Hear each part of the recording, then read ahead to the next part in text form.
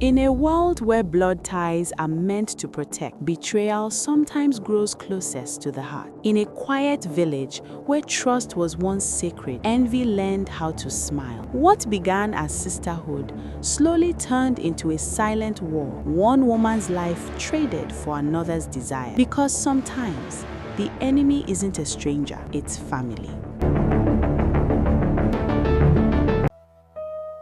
In a quiet Nigerian village called Udo Village, where the mornings smell of fresh earth and palm oil, and evenings settle gently with the hum of crickets, a daisy grew into womanhood, almost unnoticed by the world beyond the red dirt roads. She was her mother's only child, cherished and guarded like something rare, but her father's blood had flowed into another life before hers. That life belonged to Rita, her half sister, who visited from time to time, always arriving with loud footsteps and leaving behind a strange heaviness. When Rita's mother died, Adaisy's parents took her in without hesitation. The two girls shared a room, a bed, and a childhood, but never a heart. From a young age, Rita watched Adaisy closely, measuring herself against her in every aspect: school, beauty, kindness, and attention. Adaisy never competed. She existed, and somehow that was enough to outshine Rita every time. Praise followed Adaisy effortlessly, while Rita worked hard for scraps of the same approval. Over the years, that quiet imbalance grew roots, deep, bitter roots, though no one noticed. The house that once echoed with laughter slowly filled with tension, disguised as sisterhood. Then a few years later, tragedy struck, and Adaisy's mother passed away, plunging the home into a grief so thick it settled into the walls. Not long after the burial, Rita met a man, married quickly, and left Udo village behind. The house grew quieter, but Adaisy did not fear the silence. She filled it with devotion to her father, Chief Umar, whose once commanding presence softened with age. After work each day, she hurried home, eager to sit with him, share meals, and listen to stories of the past.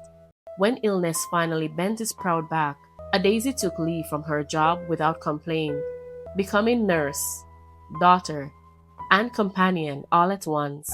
It was during one of their visits to the hospital that fate intervened gently.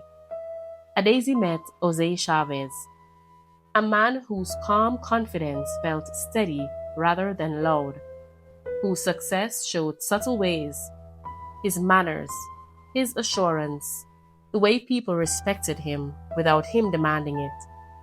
Within a year, they were married. Why wait when the connection is right? He said, smiling. Chief Umar moved in with them despite his protests, knowing deep down that love, not pride, would carry him through his final years. Rita visited once at the hospital, distant and distracted, her life now filled with polished photographs of wealth, children, and happiness displayed carefully on social media. Years passed, marked by both joy and loss. Adaisy became a mother to two beautiful daughters, her home filled again with laughter, while Chief Umar grew weaker, until one peaceful night, he slipped away in his sleep. At his funeral, Rita arrived with her family, dressed in elegance that could not conceal the restless look in her eyes. After the service, she approached Adaisy with a smile that didn't quite reach her face. "I heard you got married," she said softly. "So, where is your husband?" Adaisy answered calmly, explaining that Jose was away on business and would return the next day. When she mentioned his name, Jose Chavez, Rita froze. For a brief moment, something unreadable crossed her face before she masked it with interest and asked to visit sometime. Weeks later, Rita returned alone, claiming her children were with their grandparents. Daisy noticed the sadness she tried to hide, and when Rita finally confessed that her marriage had fallen apart, marked by cruelty and violence, Daisy embraced her without hesitation. She did not know then that kindness, when given to the wrong heart, can quietly invite disaster. Over the next few months, Rita's visits became frequent. On one of her visits, she casually brought up Daisy's husband, her tone light but her eyes searching. "Why does he never seem to be around whenever I'm here?" she asked. Daisy laughed softly, brushing it off. "He's a very busy man," she said, then added with a shrug. "Or maybe it's just bad timing. He should be back on Tuesday, though." Rita nodded, smiling, but her mind was already racing. By Sunday evening, she claimed she wasn't feeling well and asked to stay a while longer. Daisy, concerned, insisted she rest. When Jose returned on Tuesday afternoon, Rita was the only one home, waiting. She attempted to engage in polite conversation, but he was exhausted from his trip. Apologizing for his fatigue, he excused himself and retreated to his room, locking the door behind him. Left alone with her thoughts and simmering frustration, Rita clenched her jaw and silently vowed that another opportunity would come, and next time, she would not be ignored. Over the next year, the bond between Daisy and Rita appeared to deepen, at least on the surface. They spoke more often, laughed more freely, and moved like sisters who finally outgrown old rivalries. But beneath Rita's smiles lived a hunger that never slept. She wanted Daisy's life, the home, the husband, the peace, and she wanted it without sharing. One afternoon, they planned to meet for lunch, a simple sisterly outing meant to feel ordinary. Halfway through the morning, Rita called, her voice strained with false distress. Her car, she said, had broken down while she took a shortcut to avoid traffic. She mentioned the location casually, but it sent a ripple of unease through Daisy. The road was isolated, far from the bustle of town. Still, Daisy ignored the tight feeling in her chest. Family did not abandon family. She drove out alone, praying silently as the houses thinned and trees closed in. The moment she arrived, instinct screamed that something was wrong. Before she could speak, two men emerged from nowhere. They shoved her into the trunk of her own car. She screamed and begged them not to hurt her or Rita. But when her eyes met her sister's, her heart shattered. Rita stood calmly, lips curved into a faint, satisfied smile. In that instant, the truth struck with brutal clarity. The car sped away, leaving Rita behind to collapse into tears and perform grief worthy of an award. Rita wasted no time playing her role. She called Daisy's phone repeatedly, sobbing loudly, then drove her perfectly functional car to Daisy's house. She banged on the door in panic just as Jose arrived. Breathless and shaken, she claimed Daisy never showed up for lunch. Inside, the maid confirmed that Daisy had left to meet Rita. Jose's world tilted. He made call after call, pulling every string he could, but Daisy had vanished without a trace, exactly as Rita intended. Months passed. Jose searched relentlessly, using his connections, his resources, and his hope, but each lead ended in silence. Through it all, Rita remained close, helping with the girls, offering comfort, and presenting herself as the grieving, loyal sister. Yet, no matter how hard she tried, Jose kept a respectful distance. Meanwhile, Daisy endured captivity in an abandoned building, clinging to faith. When Rita visited her, she delivered cruel lies that Jose had moved on, that her daughters no longer asked for her. Daisy listened quietly, seeing through the deception, and vowed she would survive. 8 long months later, desperate and broke, Rita ordered the kidnappers to get rid of Daisy. They refused without payment. Rita promised money she didn't have, already plotting how to extract it from Jose. One late afternoon, Jose stopped by the hospital to see an old friend, Dr. Chan, hoping a familiar face might momentarily distract him from the heavy ache that had settled into his life since Daisy disappeared. Dr. Chan was still with a patient, so Jose took a seat near the partially open door. That was when he heard the quiet desperation in a young man's voice. The man was pleading, his words breaking under the weight of fear. He explained that he could not afford the treatment his wife urgently needed. "We have 3 children," he said shakily. "If I lose her, how will I raise them alone?" The room fell silent. Dr. Chan responded gently but firmly, explaining that his hands were tied. Hospital policies allowed little room for mercy without payment. When the young man finally left, shoulders slumped in defeat, Jose felt a familiar pain tighten his chest. After a long moment, he stood and approached his friend. Without hesitation, he offered to cover the woman's medical expenses in full. "I know what he's facing," Jose said quietly. "Raising children without their mother. It's a pain I live with every day." Dr. Chan nodded, moved, and promised to arrange everything immediately.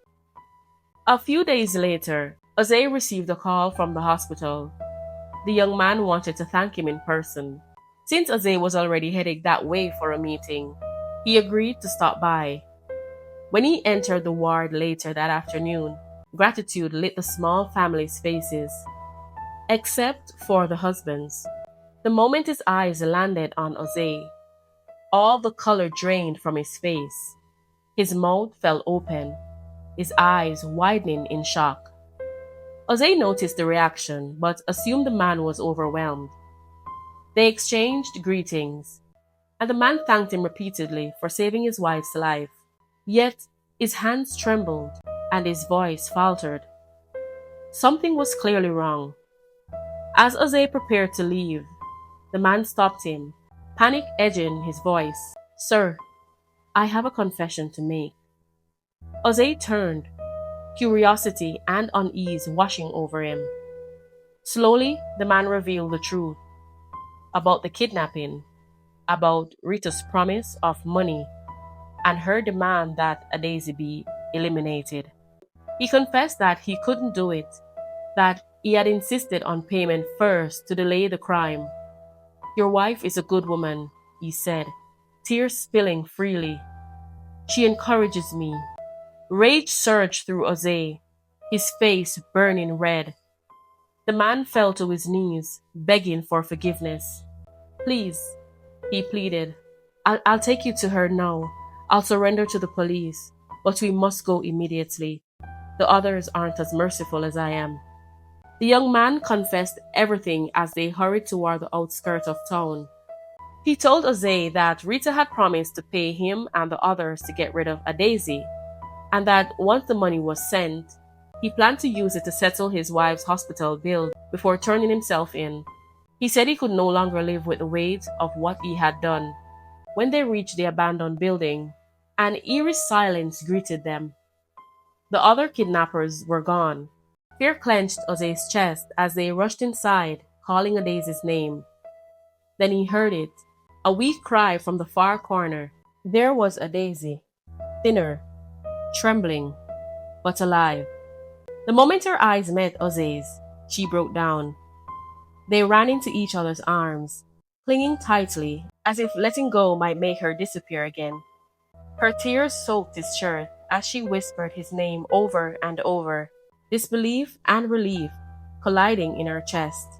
Jose held her, apologizing through sobs, promising she was safe now. Later, as they sat quietly in the car, Jose told her about Rita's upcoming birthday party, how Rita had insisted on hosting it at the house, eager to showcase her life online. "I agreed," he said calmly. We need lights in the house again. Daisy understood immediately. With the party only 2 days away, she chose to stay at a hotel. You need medical attention, he said. But she refused and said she was fine. She's just happy the nightmare was almost over. True to his word, the young man turned himself in, surrendering the others as well. Jose met with the police and requested one thing, that Rita's arrest happened publicly, on her birthday, where the truth could no longer be hidden. The day arrived wrapped in celebration. The mansion's lawn bloomed with decorations, balloons swaying in the breeze, music floating through the air, laughter echoing as guests gathered. Cameras streamed live, and Rita glowed with pride, soaking in the attention. When the party was in full swing, Jose took the microphone. Today, he announced, I have a gift no one will ever forget. Rita's face lit up as a massive gift box was rolled forward. The crowd counted eagerly. 3, 2, 1. The box opened, and a daisy rose. Surprise! The silence that followed was thunderous. Rita staggered back, her face draining of color, her smile shattering into horror. Whispers erupted, screams followed. Daisy took the microphone, her voice steady despite trembling hands, and told the truth, every betrayal, every lie, every moment of suffering. As officers stepped forward and placed Rita in handcuffs, chaos turned into tears. Jose wrapped his arms around Daisy as their daughters ran to her, crying, clinging, whole again. And as Rita was led away, exposed before the world she tried to deceive, the family held one another, grief and healing entwined, finally free. The days that followed felt unreal, like waking up in a life that had almost been taken away. The house, once heavy with silence and unanswered questions, slowly filled with warmth again. Daisy held her daughters as often as she could, memorizing their laughter, their voices, the simple comfort of their presence. At night, she slept with the door open, light spilling into the hallway, no longer afraid of shadows. Jose stayed close, protective, but gentle, grateful in ways words could never fully express. Meals became longer, conversations deeper, and even the air inside the house felt lighter. Healing did not come all at once, but it came steadily, wrapped in patience, love, and faith. Jose reduced his work hours, choosing family gatherings over late meetings. Daisy, though still carrying the scars of the ordeal, found strength in surviving it. She spoke more openly, laughed more freely, and leaned into the life she almost lost. The family chose not to let bitterness take root. They focused instead on rebuilding what mattered most: trust, safety, and togetherness. The pain no longer defined them. Love did. And sometimes, in the quiet of the evening, Daisy would sit on the balcony, watching the sun sink into the horizon, grateful not just for survival, but for clarity. She had learned that evil often wears the face of familiarity, and that kindness must walk hand in hand with wisdom. The lessons to be learned from this story is that not everyone who calls you family wishes you well. Kindness without discernment can invite destruction, but truth has a way of surfacing, no matter how deeply it is buried. Trust your instincts, guard your peace, and remember, evil may plan in silence, but justice speaks in the end. Hello, my wonderful viewers and subscribers. Thank you once more for coming back to my channel. I hope you truly enjoy this story. Please remember to like, subscribe, hype, and comment. And I'll see you on the next one. Be blessed! Tales by Shanze, fire in our eyes. Every real every age make you rejoice. Laughter, lessons, joy and pain. Real life wisdom in a story frame. So subscribe now, drop a little line, comment and share, make the channel shine.